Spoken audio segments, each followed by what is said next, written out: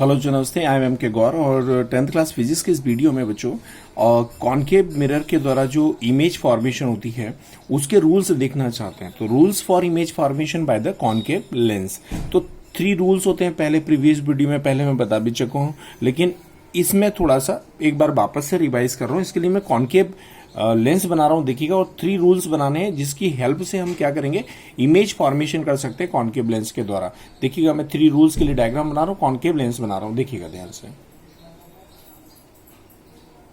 देखिए बच्चों, मैं 3 कॉनकेव लेंस ड्रॉ किए हैं।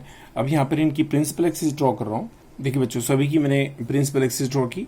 रूल फर्स्ट क्या कहता है, ध्यान से देखिएगा। अगर कोई लाइट रे प्रिंसिपल एक्सिस के पैरेलल आ रही हो, ठीक है, तो वो फोकस की अपोजिट डायरेक्शन में मूव करेगी, डाइवर्ट हो जाएगी वो, ठीक है।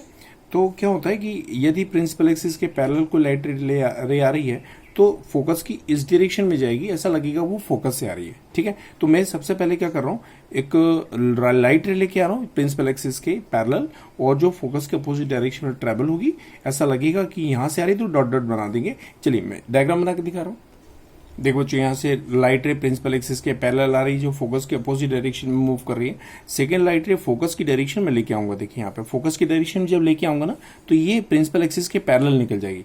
फोकस की डायरेक्शन में आने वाली चीज रही है वो प्रिंसिपल एक्सिस के रिफ्रैक्शन के बाद प्रिंसिपल एक्सिस के पैरेलल जाएगी। If any light ray coming in the direction of the focus point, then after refraction by the concave lens it goes to the parallel of the principal axis. तो यहां से एक light रे लेके आ रहा हूं, यहां टकराने के बाद इधर नहीं आएगी, इधर चली जाएगी।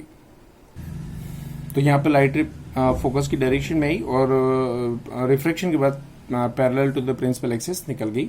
अब देखिएगा ध्यान से। अब ये थर्ड जो रूल होता है वो ये होता है कि ऑप्टिकल सेंटर से कोई लाइट रे आती है तो विदाउट एनी डेविएशन सीधी पास हो जाती है।